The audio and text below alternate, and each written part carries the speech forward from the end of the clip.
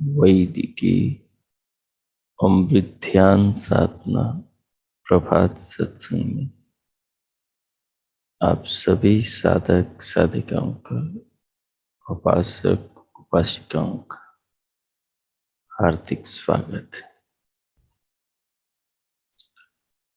आइए आज के ब्रह्म मुहूर्त में भी, आज की ब्रह्म वेला में भी हम उन महान प्रभु पार ब्रह्म परमेश्वर सच्चिदानंद स्वरूप भगवान के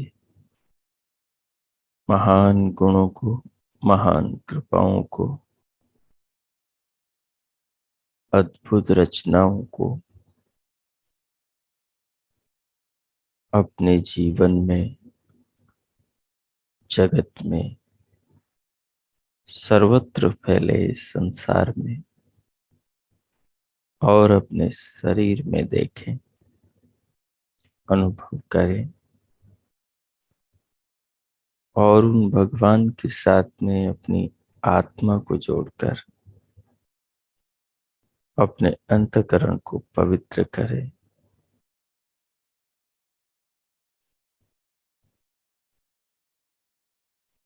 अपने अंतःकरण को शुद्ध करें और उत्तम आध्यात्मिक संस्कारों के द्वारा अपने चित्त को संस्कारित करें। सब जीवन भगवान की कृपा से है। जीवन में जो भी कुछ अपने पास है सब भगवान की कृपा से। पल पल जो बाहर से भीतर श्वास आ रही है, ये श्वास भी भगवान का है। और जिस शरीर में ये श्वास जा रही है, ये शरीर भी भगवान का है। शरीर के भीतर जिन अंगों की मेहरबानी से, जिन अंगों की कृपा से हमारा आत्मा, हम इस शरीर में रह पा रहे हैं, ये सब अंग भी भगवान के हैं। ये सब अंग भी उन्होंने बनाए हैं। ये सब अंग प्रत्यंग भी उन्हीं की व्यवस्था और नियमों में चलते हैं।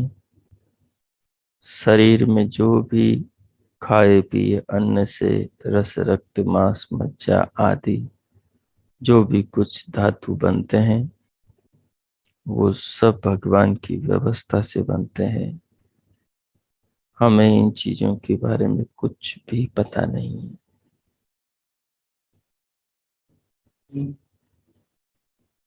हम बस केवल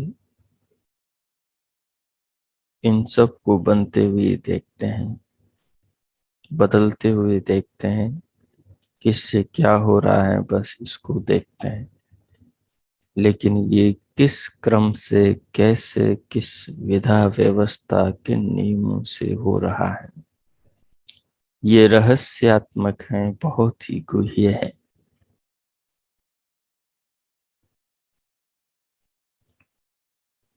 हमें ऋतुओं के बदलते ही पेड़ों पर पुष्प आते हुए दिखते हैं, खेतों में फसलें लहराती हुई दिखती हैं, उनके फूल फल बनने लगते हैं, फल बनकर पकने लगते हैं और पक कर फिर अपनी शाखा से, टहनी से अलग होते दिखते हैं।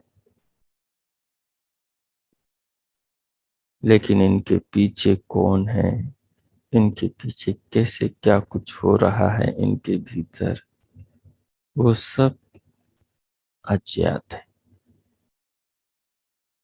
उसे हम देखते हुए भी नहीं देख सकते।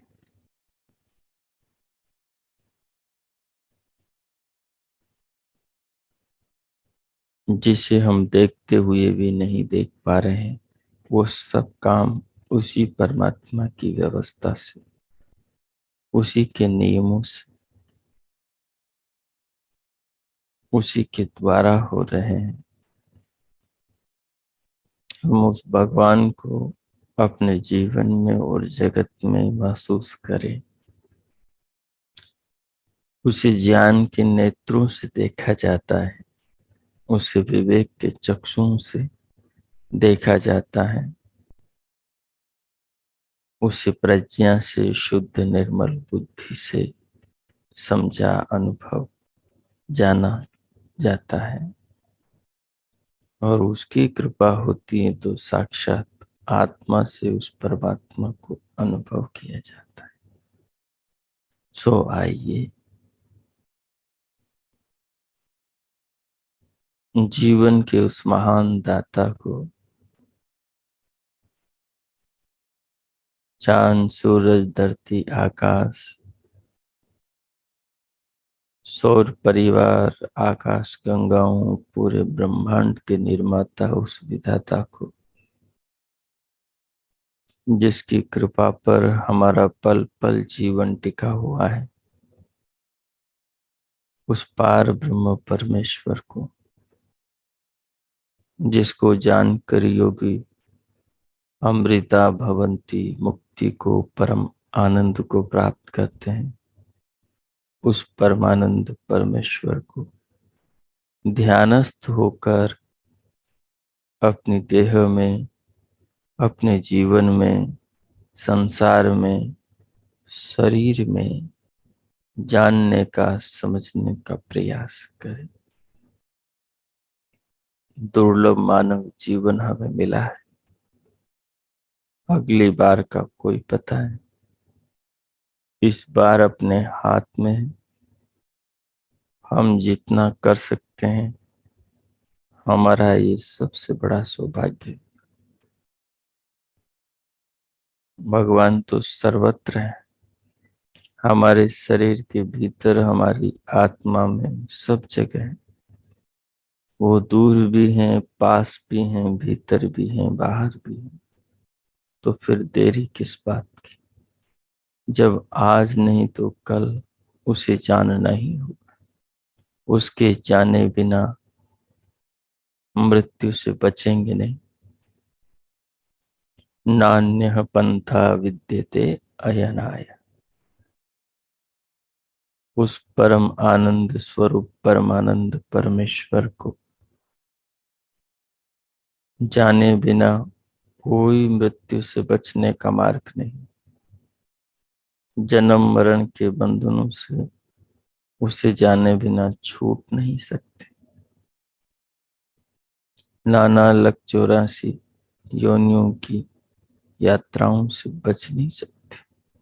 केवल और केवल वही परमेश्वर है, जिसको जानकर हम मुक्ति को पा सकते हैं, जिसको जानकर हम परमात्मा को अपने जीवन में ला सकते हैं, परम आनंद तक पहुंच सकते हैं। सो आई, जो आसन लगा रखा है, आलती पालथी लगा रखी, उसे व्यवस्थित कर ले। कमर, पीठ और गर्दन को सीधा कर ले। सहज रखें। दोनों हथेलियों को गोद में रख ले, नेत्रों को बंद रखे, पलकों को सहज रखे, पूरे शरीर को अनुभव करें। सिर से पांव तक, पांव से सिर तक की पूरी देह को अनुभव करें।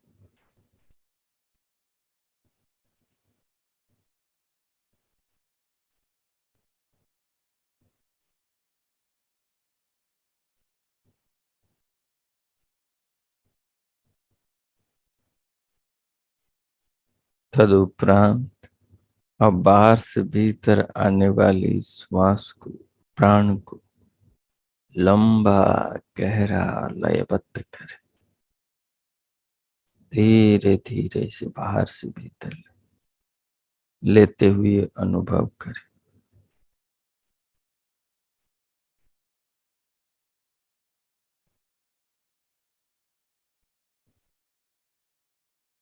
श्वास को लेते हुए अनुभव करते हुए दिव्य नाद को सुने।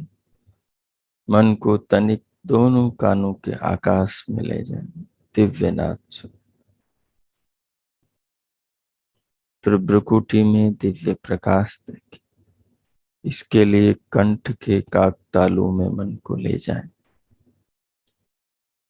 और दिव्य प्रकाश देखें, दिव्य नाद सुने। धीरे धीरे बाहर से भीतर श्वास लेते और अनुभव करते रहे।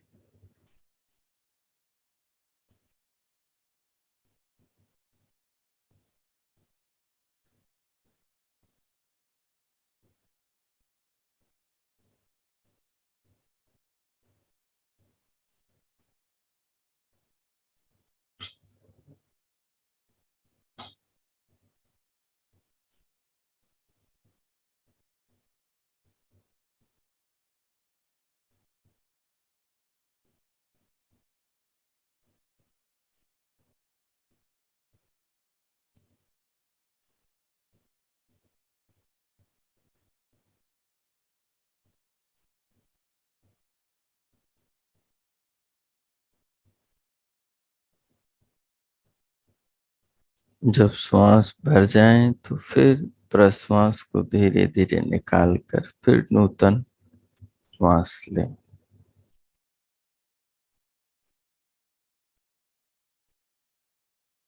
श्वास लेते समय श्वास लेने वाले और श्वास को जानने वाले स्वयं के आत्मा को, स्वयं को अनुभव करें।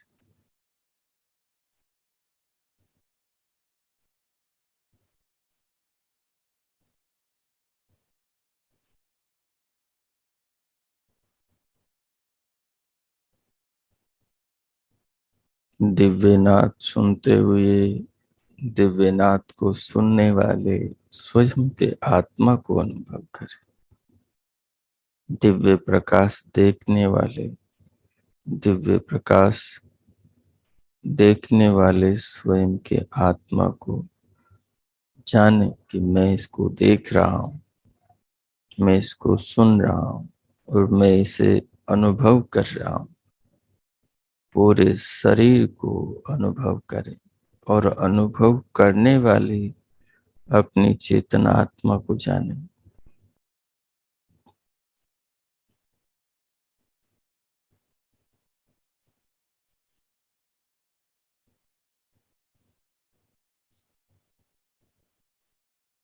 जैसे इस शरीर में जानने वाला तत्व केवल हमारा अपना हम आत्मा है, वैसे ही इस विश्व को जानने वाला तत्व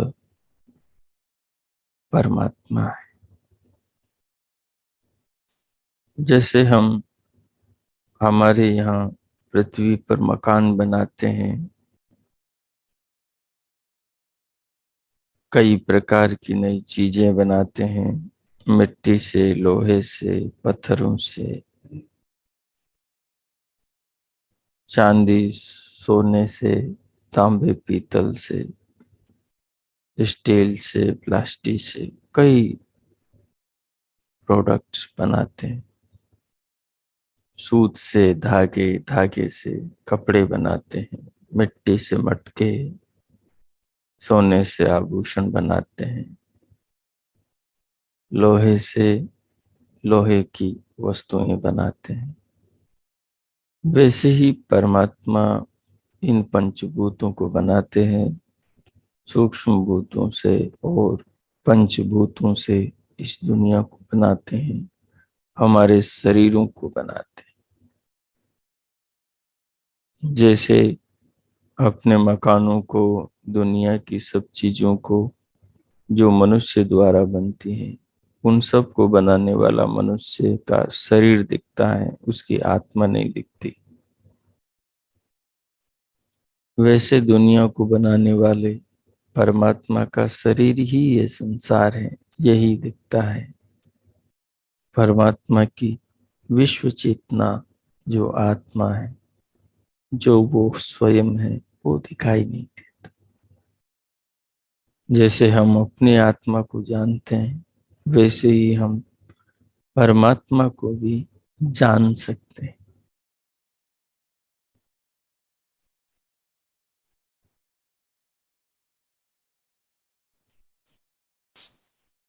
हम अपनी आत्मा को बुद्धि के द्वारा, विचार के द्वारा, ज्ञान के द्वारा जानते हैं। वैसे ही हम परमात्मा को बुद्धि के द्वारा, ज्ञान के द्वारा, विचार के द्वारा ही प्रथम जान सकते हैं। जब हम भगवान को ज्ञान के द्वारा, वेद के द्वारा, उपनिषद के द्वारा, दर्शन के द्वारा जान लेते हैं और जानकर शुद्ध नैतिक कर्म करते हैं उनके दिए आदेश के अनुरूप, तो फिर परमात्मा अपनी कृपा से ही हमें अपने स्वरूप का साक्षात्कार करा देते हैं और हमारा जीवन सफल हो जाता है। सो इस भाव को भीतर धारण रखकर करके प्रभु के प्रति पूर्ण आश्रित होकर, समर्पित होकर, दिव्य नाद को सुनते, दिव्य प्रकाश को देखते, श्वास को लंबा गहरा करके लेते हुए, इन सब को जानते हुए, इन सब को जानने वाली अपनी चेतन आत्मा को अनुभव करते समझते हुए, इस विश्व चेतना परमात्मा को, इस जीवन के दाता, शरीर के निर्माता, विधाता को भी जानने का प्रयास करें। मैं मौन होता हूं। अगले 10 मिनट ये प्रयोग करेंगे आप। 3-4 मिनट पहले नाद सुने, प्रकाश देखें, श्वास को अनुभव करेंगे, शरीर को अनुभव करेंगे और इन सब को अनुभव करने वाले अपने आत्मा को अनुभव करने में, समझने में समय लगाएंगे। ध्यान करेंगे, अनुभवों पर केंद्रित रहेंगे। उसके बाद फिर प्राणों को भीतर रोककर प्रभु के नाम का मानस जप जपेंगे और जप करते हुए बीच बीच में जप को रोककर परमात्मा का चिंतन करेंगे।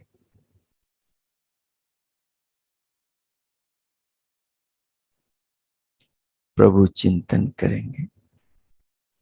इस प्रकार से अगले 10 मिनट तक आप ध्यान प्रयोग करें।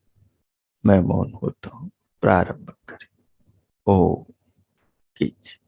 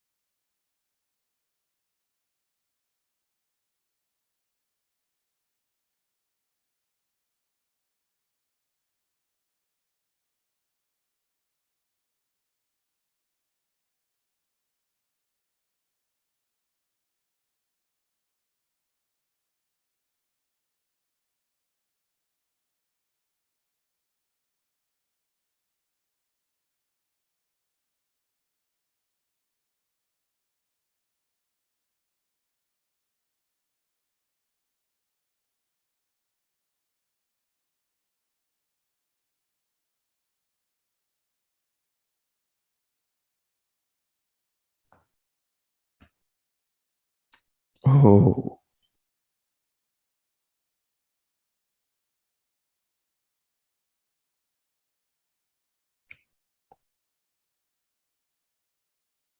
हो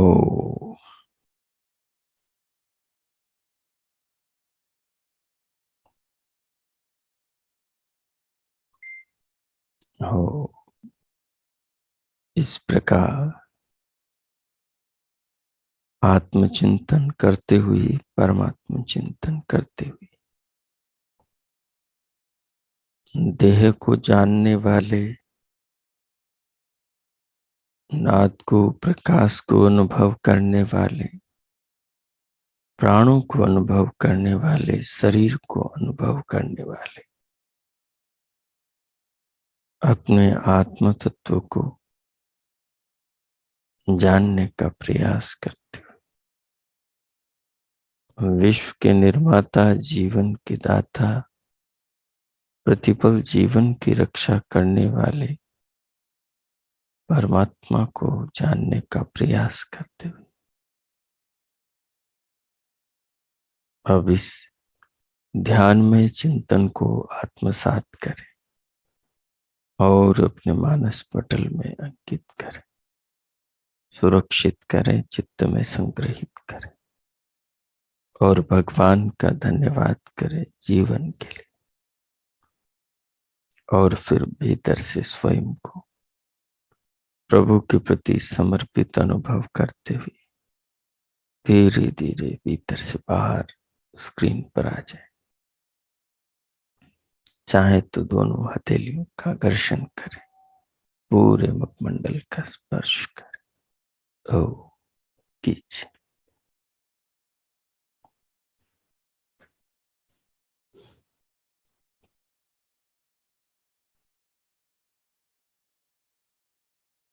विगत दिवस हमने श्वेता स्वतर उपनिषद के 8वें श्लोक पर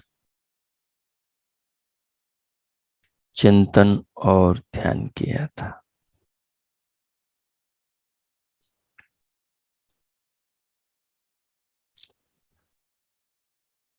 ये श्लोक बड़ा ही अद्भुत श्लोक, अद्भुत मंत्र है। कहा, जो परमात्मा को जान लेता है वो ही मृत्यु से मुक्ति प्राप्त कर पाता है और अमर पद को, परमानंद को भी प्राप्त कर पाता है।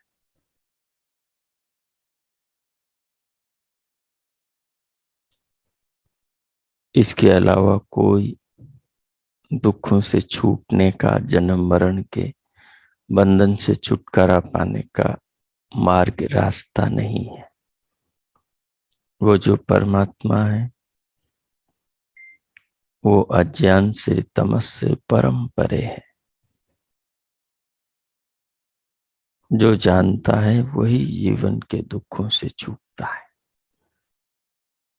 तो नित्य प्रयत्न, पुरुषार्थ करके उस विधाता को जानने का प्रयास करना चाहिए।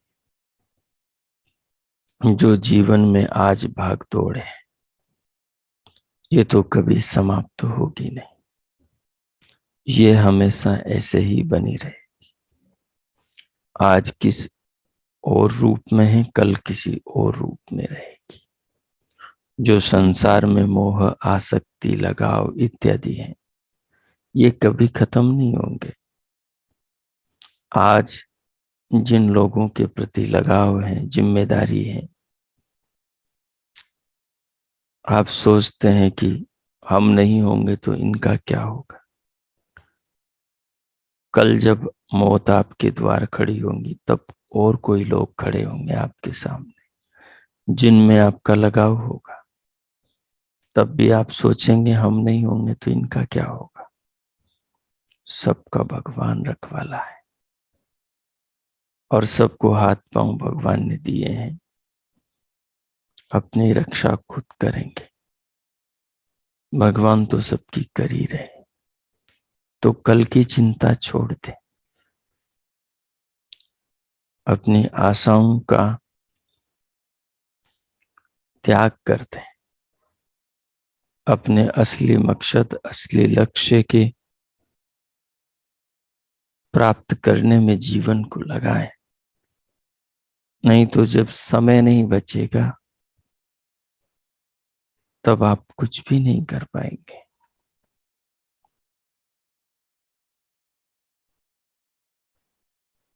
आपके बाद में ये संसार ऐसे ही चलता रहेगा जैसा हमारा पहले से चला आ रहा है, और जैसा आज हम इसे चलते हुए देख रहे हैं। ऐसे ही रोड पर गाड़ियां दौड़ती रहेंगी, ऐसे ही रोज सूर्य उदय होगा और अस्त होगा, चांदनी होगी, कभी पूर्णिमा तो कभी अमावस होगी। ऐसे ही वर्षा आती रहेगी, जाती रहेगी, सर्दी गर्मी बरसात मौसम बदलते रहेंगे। सब चलता रहेगा ज्यों के त्यों। बस आपकी चेतना, आपकी आत्मा इस शरीर को छोड़कर किसी और शरीर में चले जाएंगे। इस सत्य को पहचाने और जो जीवन का असली लक्ष्य है उसकी ओर आगे बढ़े, उस विधाता को जानने का प्रयास करें, जिसे जानने के लिए ये शरीर मिला है। आइए आज हम 9वें श्लोक को देखेंगे। 9वें श्लोक का सार है, वह परमात्मा सर्वोपरि है, सबसे ऊपर है, सबसे बड़ा है, सबसे महान है, सर्वव्यापक है, सर्वत्र विराजमान है, और वो एक ही है, अनेक नहीं है। ये तत्व की बात है कि परमात्मा एक ही है, अनेक नहीं है। और कैसा है? सर्वव्यापक है, सर्वोपरि है। श्लोक है, यस्मात् परम ना परम अस्ति किंचित, यस्मात् नाणीयो न ज्ञायो अस्ति किंचित, वृक्ष इव स्तब्धो दिवि तिष्ठति एकः, तेनेदं पूर्णं पुरुषेण सर्वम। सो देखे, करें यस्मात्, जिससे, परम यानी बढ़कर, जिससे बढ़कर, जिससे श्रेष्ठ, किंचित अपरम, कोई नहीं, न अस्ति नहीं है, जिससे बढ़कर संसार में और कोई नहीं है। यस्मात्, जिससे अणीय, छोटा, सूक्ष्म, न कोई नहीं है, कश्चित ज्ञाय न अस्ति, और न ही कोई उससे बड़ा है। ऐसा जो वह है, वह एक अकेला है, एक ही है। इस धरती और आकाश के बीच में एक महान, अखंड और अडिग वृक्ष इव, पेड़ के समान, स्तब्ध तिष्ठति, सुप्रतिष्ठित है, पेड़ के समान जो स्थिर है, तेन पुरुषेण, उस परम पुरुष परमात्मा से, इदम सर्वम पूर्णम, यह संपूर्ण जड़ जंगम, जड़ चेतन मय जो विश्व है, प्रपंच है, ये संसार है, परिपूर्ण है। जैसे धरती पर पेड़ खड़ा होता है तो अडिग होता है, हिलता नहीं। कह रहे हैं कि परमात्मा इस पूरे ब्रह्मांड में, संसार के कण कण में सर्वत्र विराजमान, और वो हिलता नहीं, स्थिर रहता है एकदम। सब पदार्थों का स्वामी, सब जगत का धारण करने वाला, सबको वही संभालने वाला है। वो सदैव स्थिर रहता है। वो परम सूक्ष्म है, और दूसरी दृष्टि वो जानने में भी परम गुह्य है। अन्यों को आसानी से जाना जा सकता है, लेकिन उसको आसानी से जाना नहीं जा सकता। उसको जानना बड़ा ही गूढ़ है। इतने शास्त्र हैं, इतने सालों तक पढ़ाई करते हैं, शास्त्र पढ़ते हैं, चिंतन मनन करते हैं, फिर भी पूरा पूरा जानने में नहीं आता। जब भी जानने में आता है, उसी की कृपा से आता है, तो वो परम गुह्य है। बाकी चीजों को, प्रकृति को जाना आसानी से जा सकता है, लेकिन उसको जानना बहुत कठिन है। और सरल भी है। जो उनके ज्ञान के अनुसार जीवन को जीते हैं, उनके लिए सरल है। और जो ईश्वर के आदेश की विपरीत जीवन जीते हैं, उनके लिए परमात्मा को जानना कठिन है। तो एक दृष्टि से उसकी सूक्ष्मता को इस रूप में भी लेंगे कि वो जानने में बहुत गुह्य है, रहस्य है, कठिनता से जानने में आता है। लेकिन जो उसके अनुसार जीवन जीते हैं, उनके वो अपनी ही इच्छा से जानने में आ जाता है। और सारे संसार में वो सर्वत्र सर्वव्यापक हैं, सर्वत्र विराजमान है। सब और वो अकेला ही पूर्ण रूप से विद्यमान है, सारे जगत को धारण कर रहा है। इस प्रकार इस श्लोक के भाव का चिंतन करेंगे। अब नेत्र बंद करके इस श्लोक के भाव पर स्वयं को केंद्रित करें, और इसके भाव को आत्मसात करें, और फिर भगवान का धन्यवाद करें। इस जीवन के लिए, इस ज्ञान के लिए, इस अवसर के लिए, और इस जीवन की सफलता के लिए भगवान से प्रार्थना करें। ओ कीजिए।